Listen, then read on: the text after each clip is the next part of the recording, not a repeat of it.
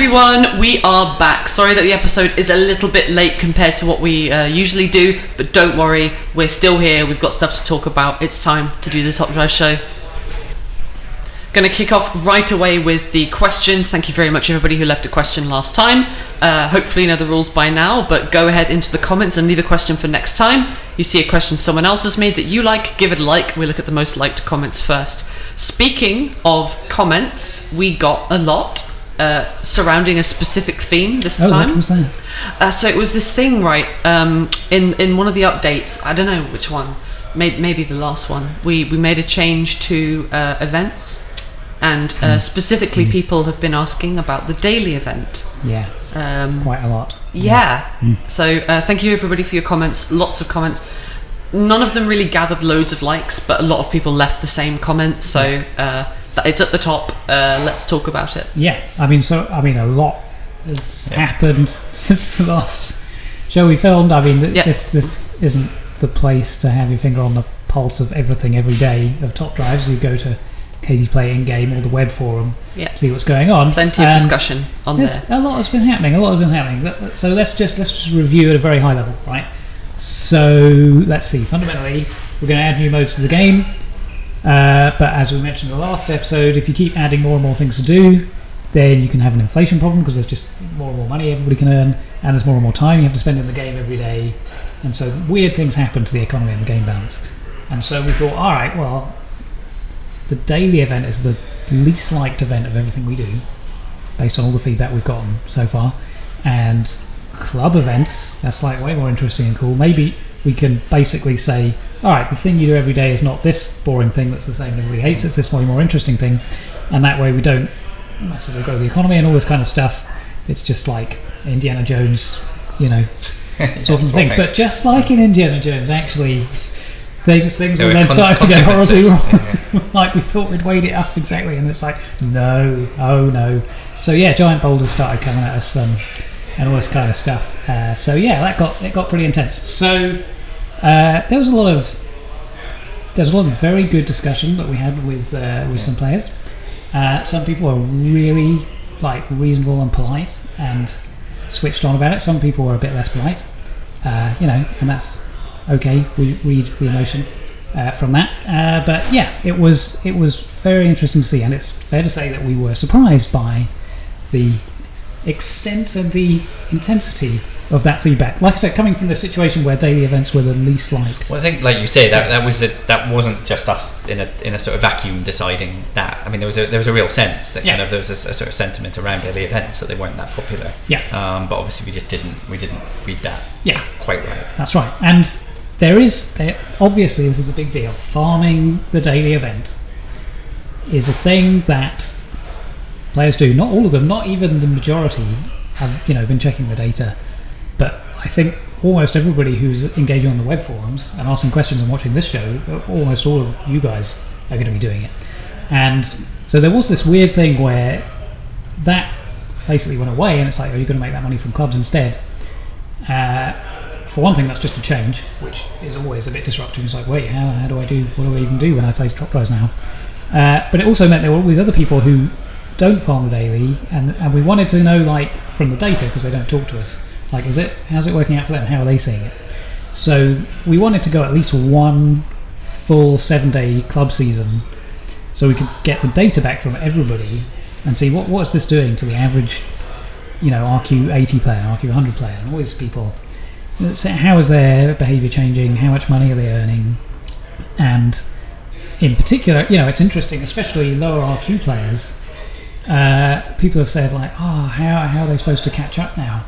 Actually, daily farming is the thing making them least able to catch up, because they farm at about a quarter of the rate of later game players because they haven't worked it out, or you even need a sort of good range of cards to do it optionally as well. And what we've found is they're making basically as much money from clubs as they were from dailies just immediately. So it's like maybe it's okay for them.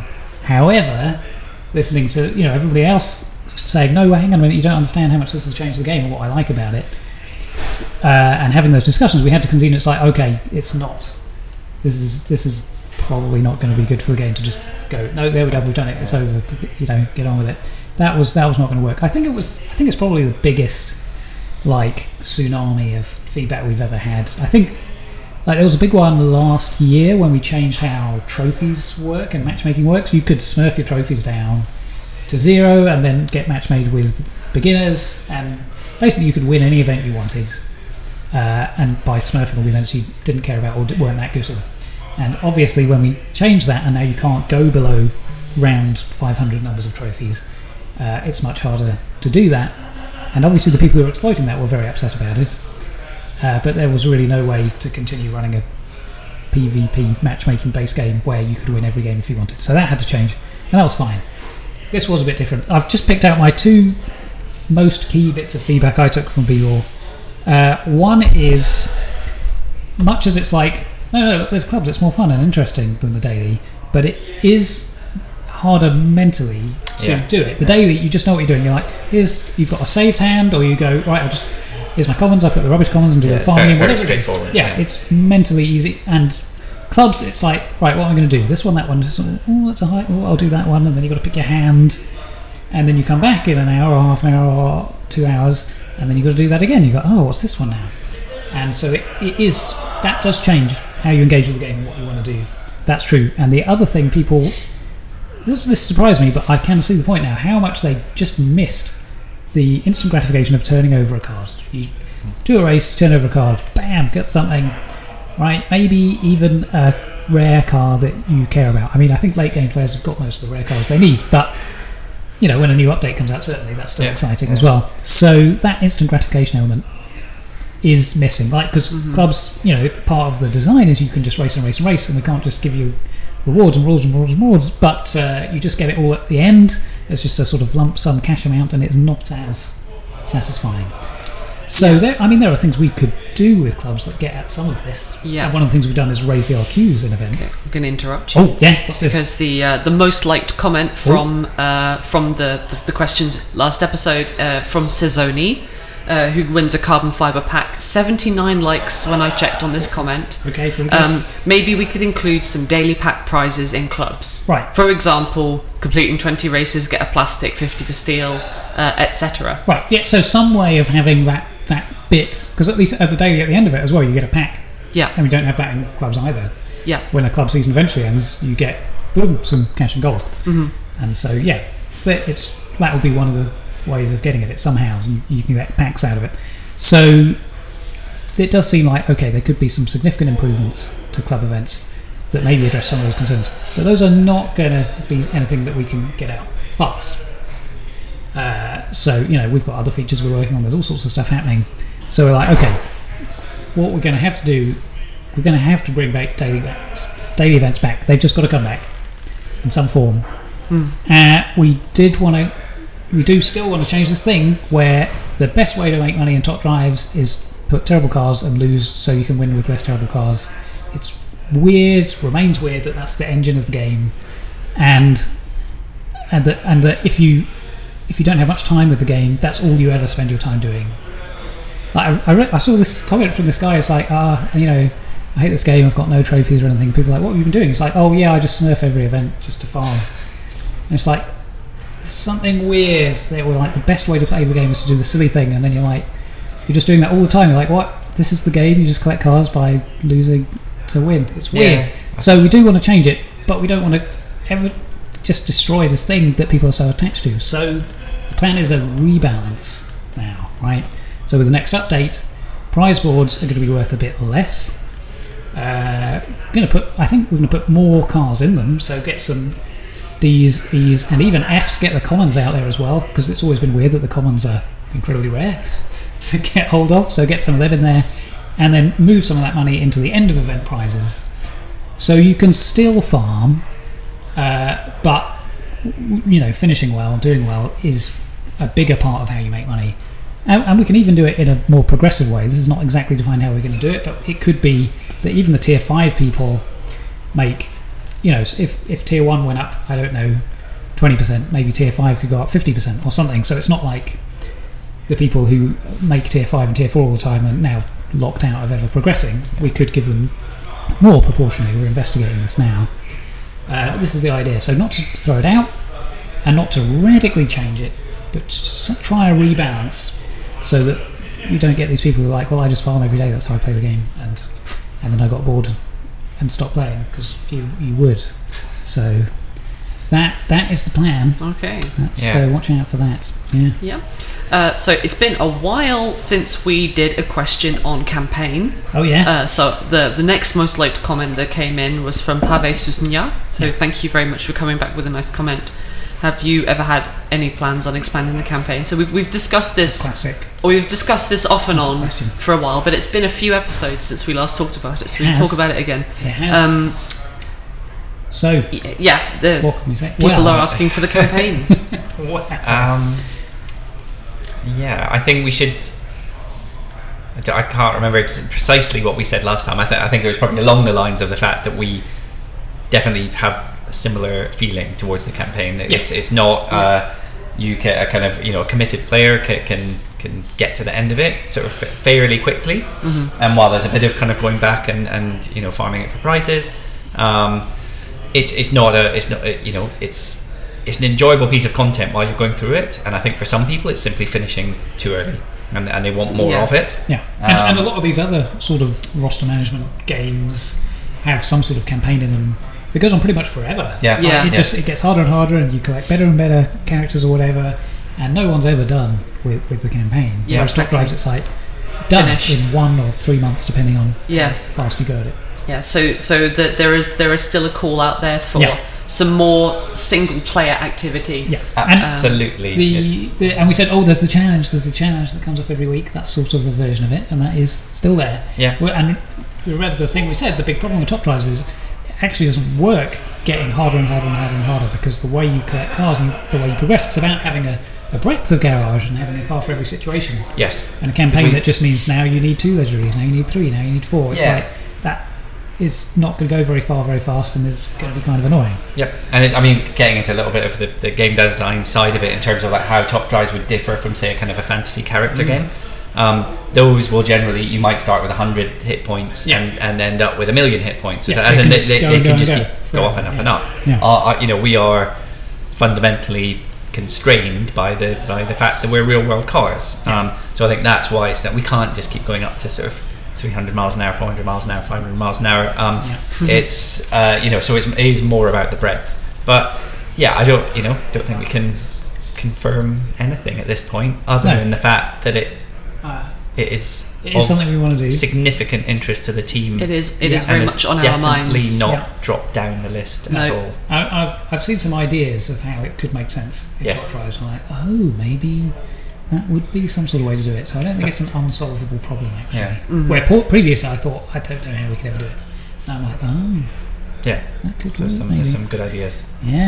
Floating around. All right. Next question comes from Francis Müller, who asks, can we have a weekend challenge every week, please? Many people like me have more time to play Top Drives at the weekend. That makes sense. The weekend. Play club events, loads. Okay. Why don't we do it every weekend? Setting up the challenge just takes us time, and if we set them up really quickly, we could just smash them out, but they'd be too hard or too easy.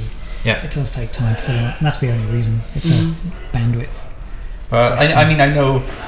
I'm sure I've said this before, but I know challenges is actually specifically sort of being looked at by by Robin and the team in terms of kind of what form it needs, what form it should take moving forward. We have been experimenting with it. So it's I don't think it's like it's fixed indefinitely. So that there could well be a scenario where there's more weekend challenges at some point. Okie dokie. Right, and we've got an Austin challenge coming up. Ooh. So there'll be a weekend challenge after that. That happens at the end of this month. Good luck. Okay, next question. Winning a carbon fibre pack comes from Edonet X Top Drives. Welcome back.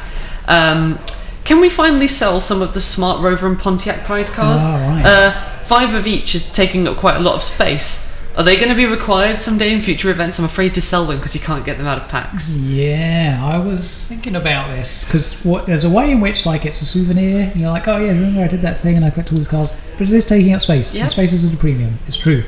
And I absolutely know where they're coming from. If you sell them, you're like, I've got the space, but what if I needed them again for something? I don't know. I mean, so what I know, you needed, I can't remember, it was 3 rovers and 3 smart cars or whatever, and I won more than that. But I was like, well, the most you ever really needed was 3. So I got rid of them. I just have 3 of each. Because I was like, that's like the minimum that we could ever expect. I did think possibly we could just declassify them, stop them from being prize cars, and say, okay, they did the thing, they functioned. Yeah, they've done, yes. To make this unlocking event work. And now, if we wanted to use them again in the same way, it would be weird because a bunch of people already have loads. So that would, you probably couldn't do it in the same way. Yes, in a way they're not. Yes, they're not. They don't have that rarity factor going forward. So maybe they should stop being prize cards. But we've got to think about that quite carefully because obviously, like a player selling it or not, us doing that or not is kind of a one-way decision. Yes. So we've just got to make sure we thought through that fully. Good point. So hold on to them for a bit longer, I'd say. Mm-hmm. Okay, nice. The next carbon fibre pack goes to Juan Cruz Campora di Gatano. I probably said that really wrong, I'm so sorry. Asking, so they've got an idea, how about replacing the trophies with Garage RQ? A player could get 4,000 trophies with just 1 legendary in the 3 epics from the campaign, but get matched against someone with 5 Chirons. Yeah. Instead, with Garage RQ, you get an average value for each tier, match players with similar garages in a more accurate way. Events will be more challenging, you won't be destroyed by crazy decks. All these considering a margin, of some plus or minus 3 RQ it's or a whatever. matchmaking idea. Yeah, so it basically just replacement of the trophy system with an aggregate strength of garage kind of thing. Yeah, so we've talked about that a lot. Yeah. Talked to some players about it. Yep. It's I think it is the wrong direction for top tries because it would make you want to narrow your garage. You'd be like, I just need the cars that are most valuable to me, and any other cars that are slightly less valuable than them on average are just matchmaking me against harder people and not giving me as much. Whereas we want you to feel motivated to I just want all the cars. I need to have all of them for every situation and be a collector and feel like I've got loads of cars. That we don't want that to ever feel like, oh no, but that will be bad for me in some way. Yeah, that's the main trade-off with using some sort of garage strength thing. Yeah, because we want your garage just to always be getting stronger and that always be a good thing. So that's it's not the point of the question, but something that again is it gets talked about a lot, and I'd love to see sort of bring in at some point is that idea of garage strength. It's such a big part of top. And there's so many different ways that you could break down a car collection, whether it's average power or sort of average 0 to 60 or the loads of things, 20 best top speeds or sort of combined value, things like that. So and that is something, the thing that people have kept saying as well, just like how many do I have? Yes. I mean, a few shows ago I said I've got 400 cars. I went and counted them. I did my audit again. I've got 600 now. Wow. Where did they come from? I missed it. I've figured it out. I get about 1 a day. I collect 1 new car a day. Okay. Basically been playing for about 600 days. I've got about 600 cars. That's how it's working for me. Okay. But I didn't even know that. I was just like, oh yeah, it's probably 400 and something now. That's like, wow. That should... Yeah, some measure of your garage strength would be and it's the sort of thing that actually then there's some interesting kind of follow-ons from that in terms of kind of sharing those stats and actually even potentially sort of comparing those stats and seeing how your garage in a particular sort of field matches up against your friends or the rest of the world or your country. It's sort of there's some interesting things that could come out of that. I know not quite the point of the question, but it's an area that's still gets talked about. Okay. So the last question, we've addressed a couple of the points already, but the last question I've got here comes from 150 Limited. It says, dear people at Hutch, a lot of people don't like the club update. It's boring and not that rewarding. Okay, yeah, we know. We've been talking about this already. There's also not a fast way to level up now, so that's a slightly different point. The daily event was one of the fast ways to level up, so why did this get removed? All we're asking is for that to come back. And maybe a campaign update would be great. So it's a similar question, but from the basis of gaining levels. Yes, all right. Yeah, we should talk about that because we brought back the daily event, but we did not bring it back for everybody.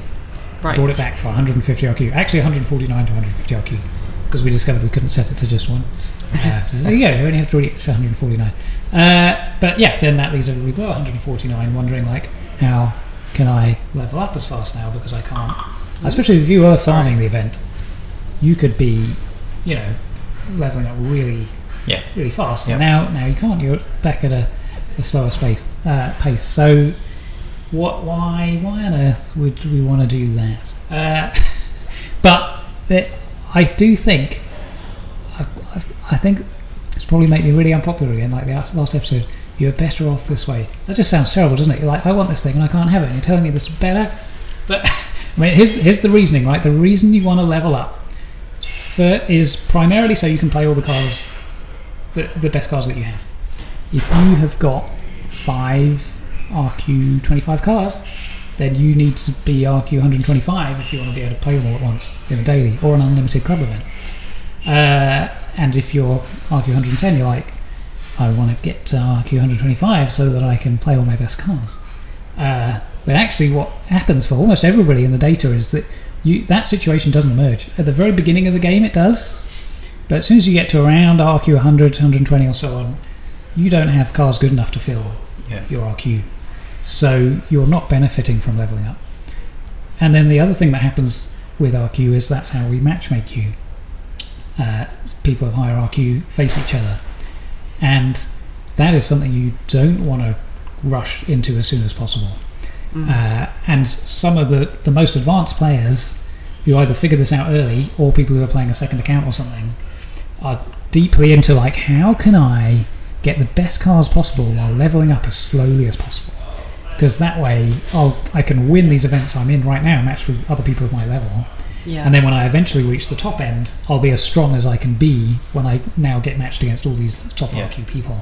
Right. And it's to do with the ratio of the value of the prizes in the event versus the value of the XP cards you're turning over.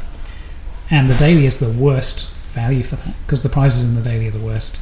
So you're getting way more XP for way less prizes. So it's putting you in a worse situation in terms of matchmaking.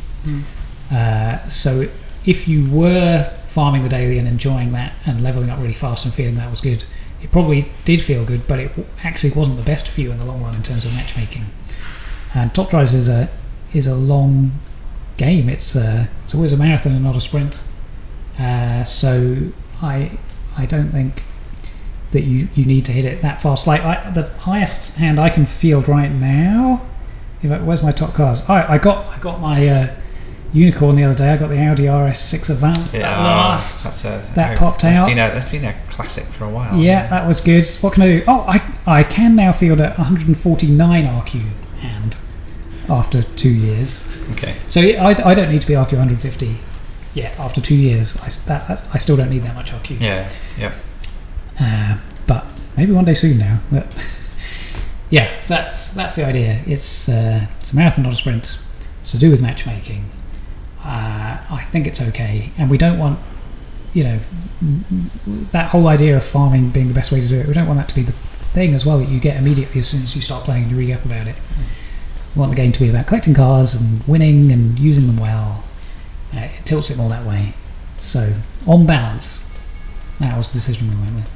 Okay, good. I think that is the stuff for the questions that we've got. Yeah. But of course, go ahead and leave some in the comments for next time. Mm-hmm. And let's talk about something else. Yeah. So, prize car? Yes. Prize and car. It's a big one. Mm-hmm. It is one of the, I don't know what the good phrase is, the titans of Top Drives, maybe. Porsche 918 Spider is coming back for the second time. Yeah, we last had it about a year ago. Yeah. Almost exactly. Yeah.